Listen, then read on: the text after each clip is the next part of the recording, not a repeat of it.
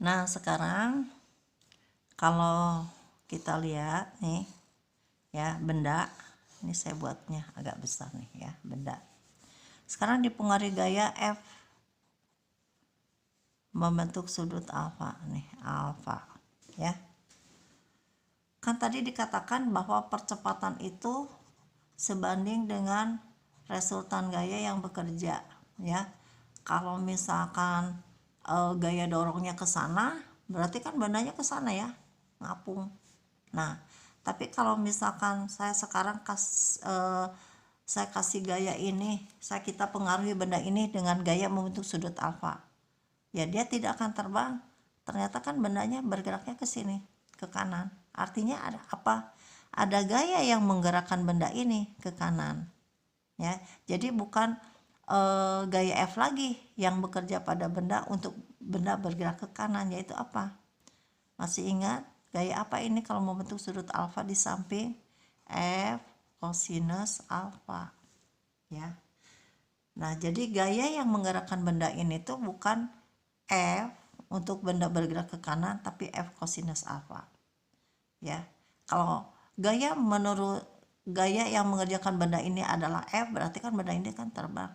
Tapi kalau gaya yang mengerjakan benda ini ke kanan, berarti F cosinus alfa. Cuma saya ngasih soalnya dipengaruhi gaya F membentuk sudut alfa ya. Berapa besar nih percepatannya? Nah, F cosinus alfa tadi misal ada gesekannya, pasti kan arah gesekannya ke kiri karena dia bergeraknya ke kanan gitu ya. Ini apa ini tadi yang dari bidang ini? Ini N ya, gaya normal. Ini apa ke sini? W. Sekarang F ini selain dipengaruhi, nah sekarang saya buat begini ya. Ini saya buat gambar lagi ini pada sumbu X ya, sumbu X. Ini sumbu Y gitu ya. Ini sumbu Y. Kalau saya lihat. Jadi di sini ada dikatakan gaya-gaya ini dipengaruhi sumbu X dengan sumbu Y. Nah, F ya dipengaruhi sumbu X itu F cos alpha ini. F maka dipengaruhi sumbu Y juga. Jadi gaya ini selain pengaruhi sumbu X, sumbu Y, ini ada gaya lagi ke sini ya. Nah, kalau di sini alpha berseberangan sama kan dengan di sini. Maka gaya apa ini yang di depan sudut? Gaya apa ini yang di depan sudut? Yaitu apa? F sin alfa ya. Nah, sekarang berapa percepatannya? Tadi A sama dengan sigma F per M. Bendanya bergerak ke kanan, berarti yang mempengaruhinya adalah pada sumbu X ya. Kita katakan gini, Fx aja per M, maka di sini sigma ya, sigma Fx ini F cos alpha per F cos alpha dikurang gaya F per M gitu ya. Nah, sekarang sigma Fy-nya bagaimana? Sigma Fy-nya ya. Sekarang ini artinya gaya-gaya pada sumbu Y-nya gaya apa aja? Ada N, F sin alpha, dan W. Tadi kalau pada sumbu X ini apa? F cos alpha dan gaya F ya. Nah, pada sumbu Y adalah N, F sin alpha, dan W. Sekarang kalau bendanya ke sini ya, ke kanan, boleh nggak ya kalau bendanya lagi bergerak ke kanan nih, lagi bergerak ke kanan, tapi begini, ke atas ke bawah, ke atas ke bawah, tapi dia bergerak ke kanan, bisa aja kan ya.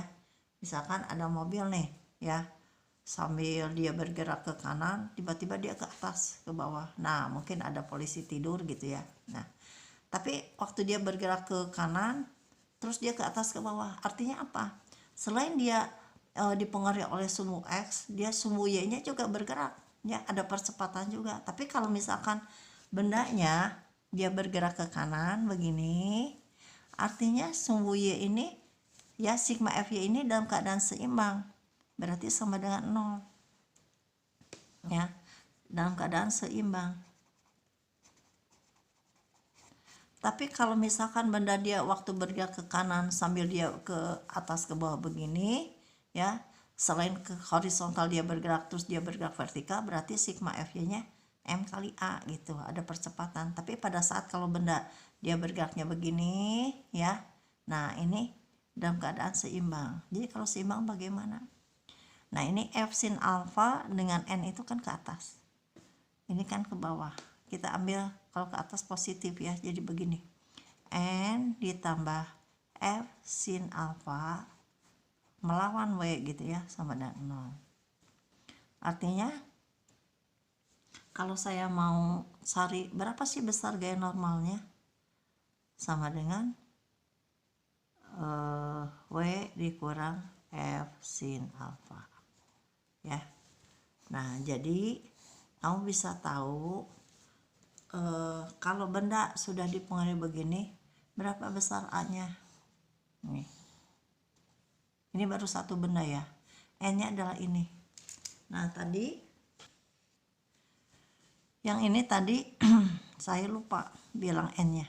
Kalau pada saat tadi bendanya bergerak begini, berarti N-nya apa? Ini dipengaruhi F-nya sejajar dengan sumbu X ya.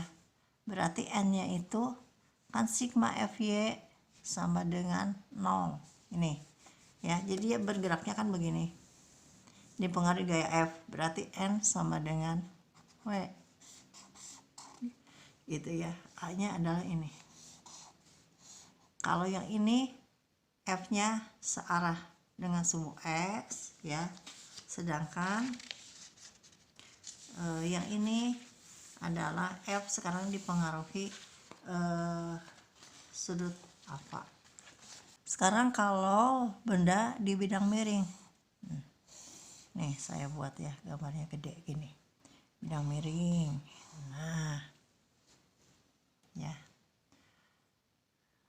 tadi kalau misalkan benda dia meluncur ke bawah, A-nya ke bawah ya, gaya apa yang menggerakkan benda ini ya, berapa besar A-nya gitu ya. A sama dengan sigma F per M tadi ya. Nah sekarang kita uraikan dulu gaya-gayanya. Ini bidangnya miring, gaya apa yang selalu ditimbulkan dari bidang ini? Ini tadi N ya, gaya normal. Ini yang selalu menuju ke pusat bumi, W. Nah sekarang ini kan bidang miring, ini misalnya sudutnya alfa di sini ya, berarti alfa ini sama dengan alfa di sini ya. Nah kelihatan nggak? Nah alfa di sini, berarti ini ada gaya ya, ada gaya yang dipengaruhi oleh sudut ini, yang dipengaruhi oleh sudut ini ya. Gaya apa nih yang di samping sudut? Kita katakan apa? F cos alfa. Nah ini kalau kita buat yang sejajar dengan bidang ini adalah, yang sejajar dengan bidang ini adalah ini ya, ini sumbu X ya, gini sejajar dengan bidang sumbu X, yang ini sejajar dengan maka ini adalah sumbu Y nya ya, sumbu Y nya gitu. Ini sumbu X, ini sumbu Y. Nah jadi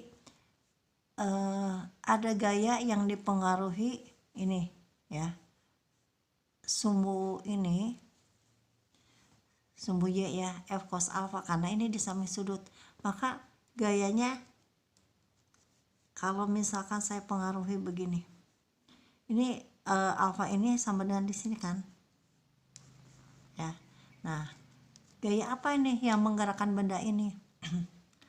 Ini gaya yang di depan sudut alfa ini kita sebut dengan F sin alfa ya. Jadi sekali lagi alfa ini kan sama dengan alfa ini, berarti gaya yang dipengaruhi ini ya, gaya ke bawah sini, ini kita katakan F cos alfa.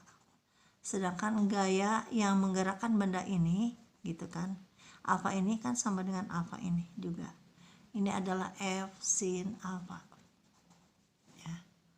Jadi apa yang menggerakkan benda ini? F sin alfa ya, F sin alfa.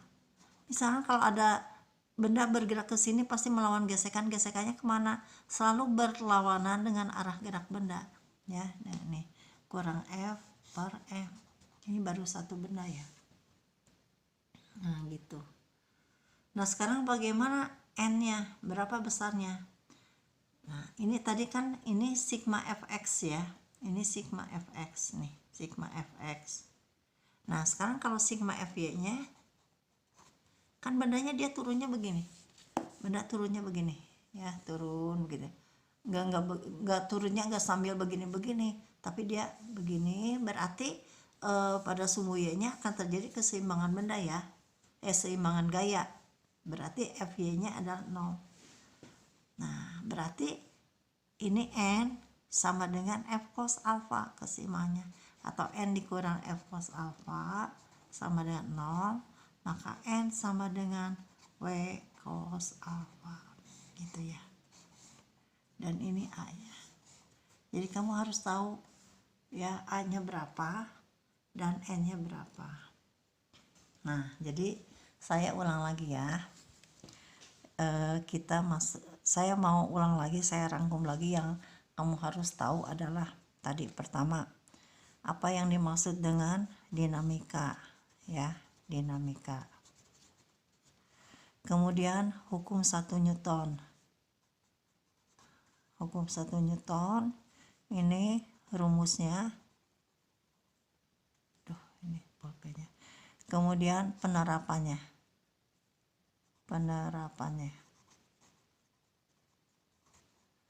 Kemudian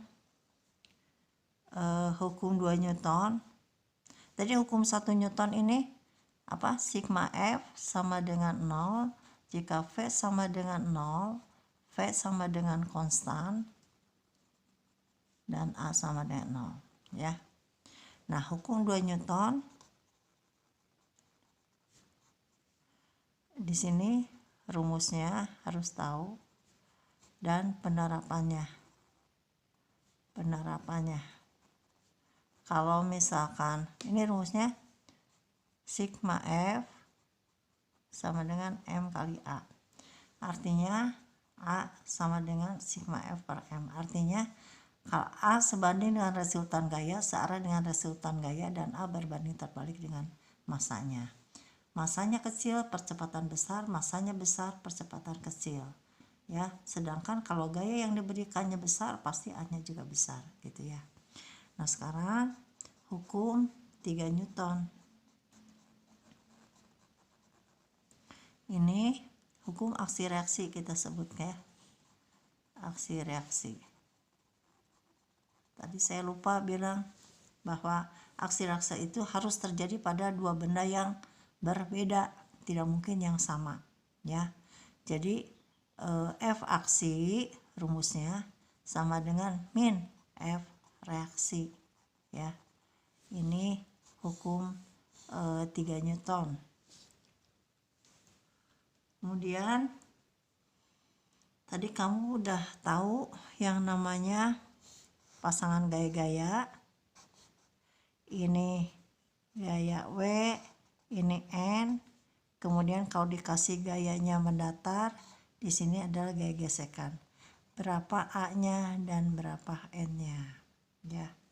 Kemudian kalau misalnya dibuat membentuk sudut alfa ya, berapa A-nya dan berapa N-nya gitu ya. Kalau kemudian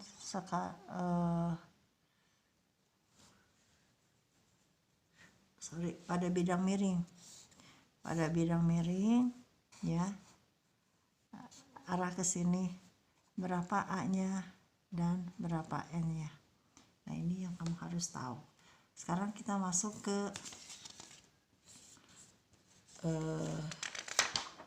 nih katrol ya.